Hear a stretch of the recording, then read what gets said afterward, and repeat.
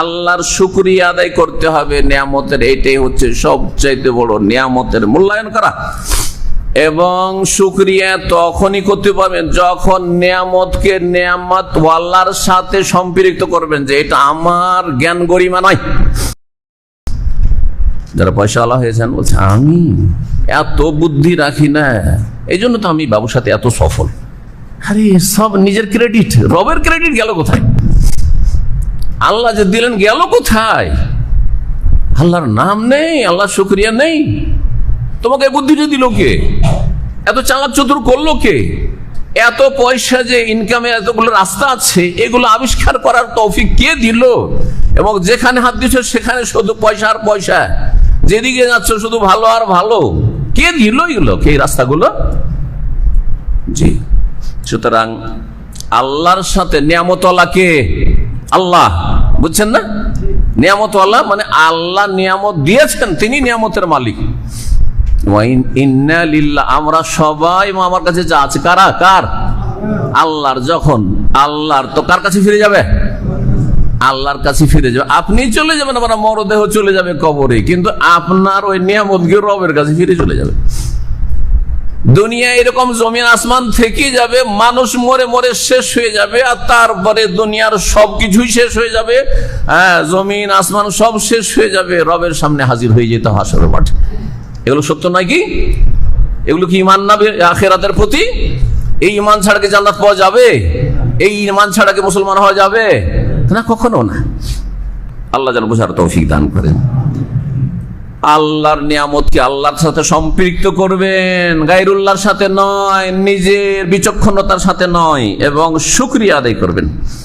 আল্লাহর নিয়ামতকে যদি আপনি স্বীকার করে নেন যে আল্লাহ তুমি দিয়েছো, আল্লাহ আল্লাহ তোমার নিয়ামত, আল্লাহ হ্যাঁ, তুমি না দিলে আমার ক্ষমতা ছিল না আল্লাহ, এবং তোমার ছাড়া কেউ আমাকে দিতে পারে না রব্বুল আলামিন। যদি কারো মাধ্যমে আমার ইহসান উপকার হয়ে থাকে, সেটাও তুমি আমার জন্য নিয়োজিত করেছো। হ্যাঁ, আমার অধীনে করে দিয়েছো, আমার ফেভারে তাদেরকে করে দিয়েছো। এইভাবে সবকিছু আল্লাহর সাথে সম্পৃক্ত করবেন, তাহলে হবে কি? আল্লাহ সন্তুষ্ট হবেন।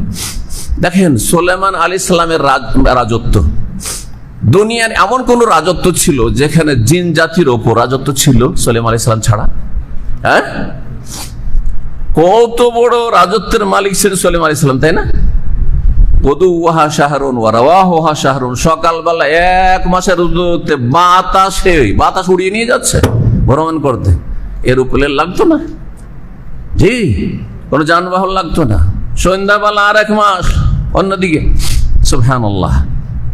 আর কত রকমের নিয়ামত। অহংকার ছিল না? শুকরি ছিল? নিজের বাহাদুরি দেখিয়েছেন, ক্রেডিট না? কি বলছে? রব্বে আউজিনি, আল্লাহ আমাকে তৌফিক দান কর, আন আশকুরা নি'মাতাকাল্লাতী আন'আমতা আলাইয়া ওয়া আলা ওয়ালিদাইয়া ওয়া আন আমালা সালিহান তারদাহ ওয়া আদখিলনি বিরাহমাতিকা ফি ইবাদিকাস সালিহিন। রব্বে আউজিনি, আল্লাহ আমাকে তৌফিক দান করো। তাহলে নিয়ামতের শুকরিয়া আদায় করবেন, নিয়ামতকে ভালো কাজে লাগাবেন। এই সাহায্য কার কাছে চাইতে হবে? আল্লাহর কাছে চাইতে হবে। আল্লাহ আমাকে তৌফিক দান করো, আন আশকুরা নি'মাতাকাল্লাতী আন'আমতা আলাইয়া, যে নিয়ামত দিয়েছো তার যেন শুকরিয়া আদায় করতে পারি, তুমি নসিব করো। আমার পক্ষে সম্ভব না। তুমি যদি এই হেদায়েত নসিব না করো, শক্তি সামর্থ্য না দাও। নবী সুলাইমান আলাইহিস সালাম আল্লাহর কাছে সাহায্য চাইছেন, দোয়া করেছেন শুকরিয়া যাতে আদায় করতে পারেন সেই জন্য। আর শুধু আমার ওপর না, আল্লাহ ওয়া আলা ওয়ালিদাইয়া, কারণ মানুষের ব্যাকগ্রাউন্ড মানুষকে সহযোগিতা করে।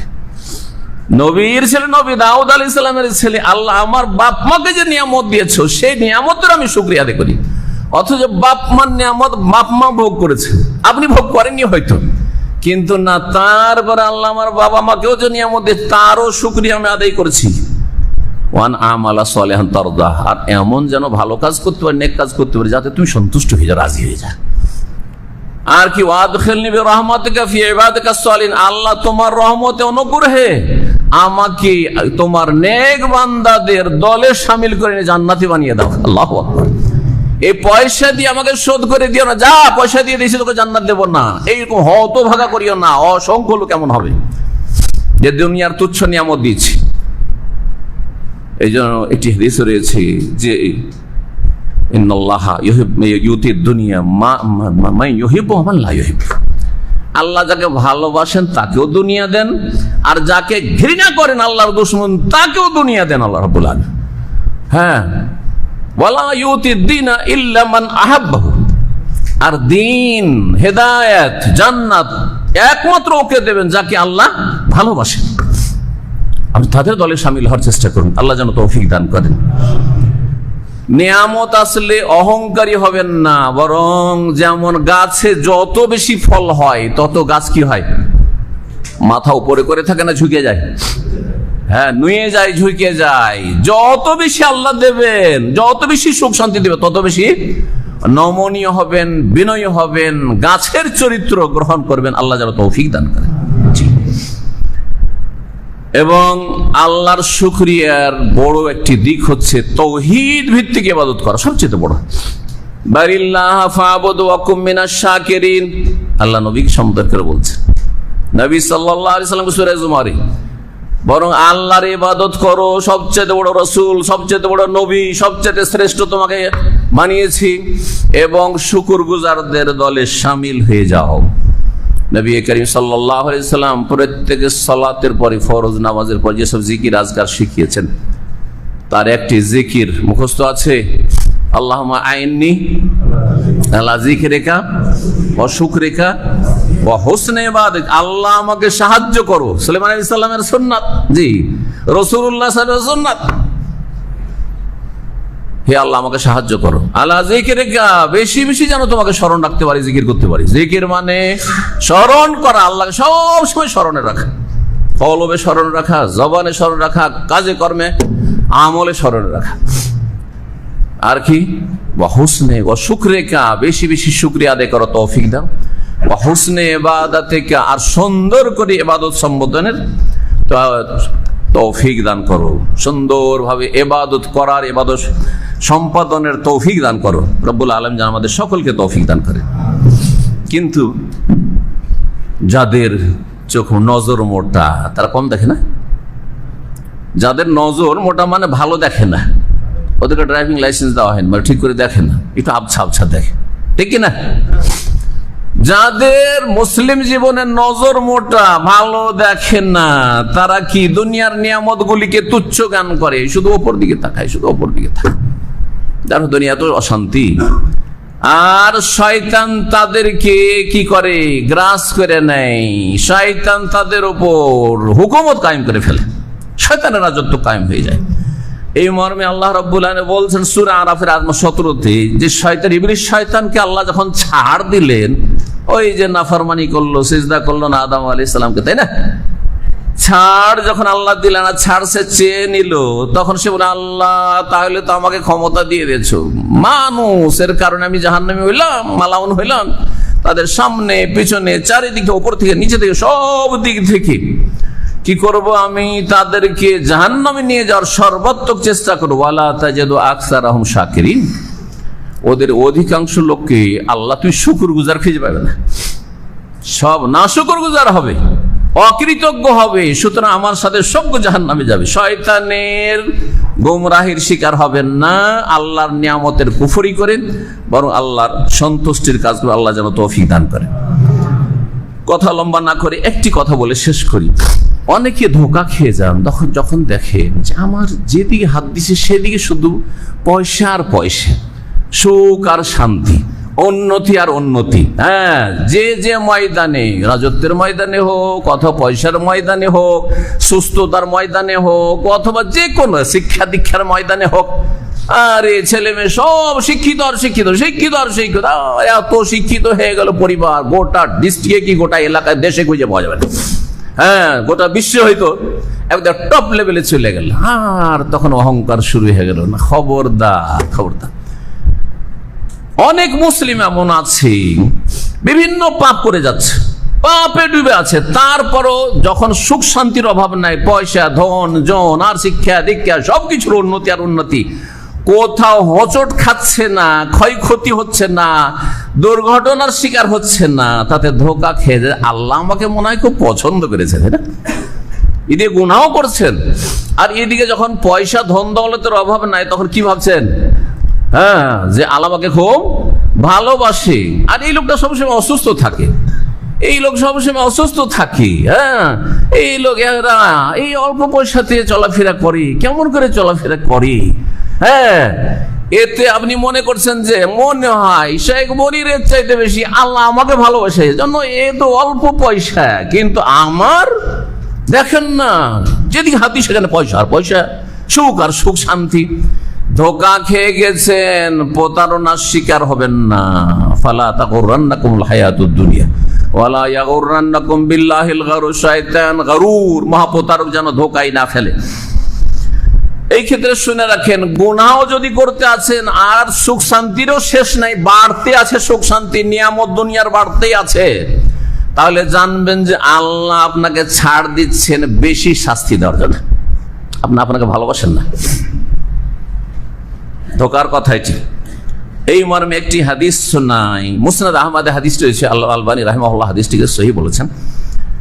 রাসূলুল্লাহ সাল্লাল্লাহু আলাইহি ওয়াসাল্লাম রাআইতাল্লাহা ইউতিল আবদা মা ইউহিব্বু, যখন তুমি আল্লাহকে দেখতে পাবে যে বান্দা যা চাইছে তাই পাইছে।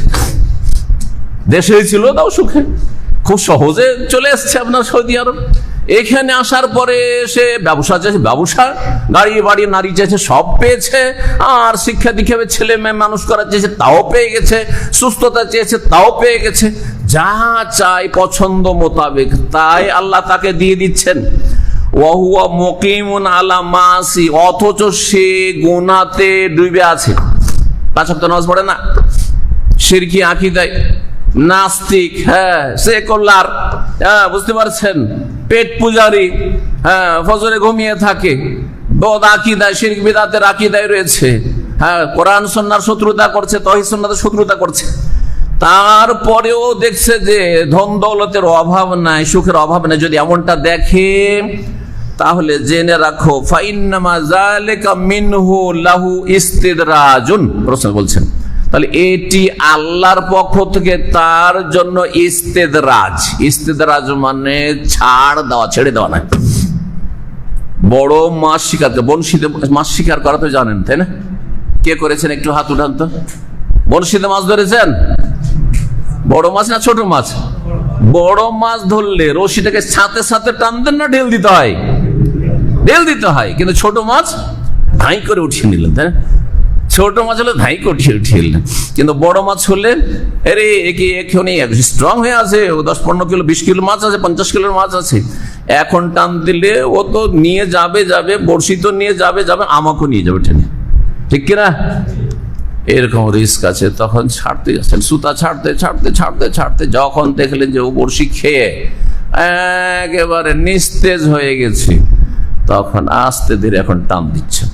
এরকম যারা বিভিন্ন পাপে জড়িয়ে আছেন, আল্লাহর হক আদায় করছেন না, পয়সা পাওয়ার পরে অহংকারী হয়ে গেছেন, পাশের লোকদের খোঁজ খবর নিচ্ছেন না, আল্লাহর নিয়ামতকে গুনার কাজে লাগাচ্ছেন, অথচ আল্লাহ ধরছেন না।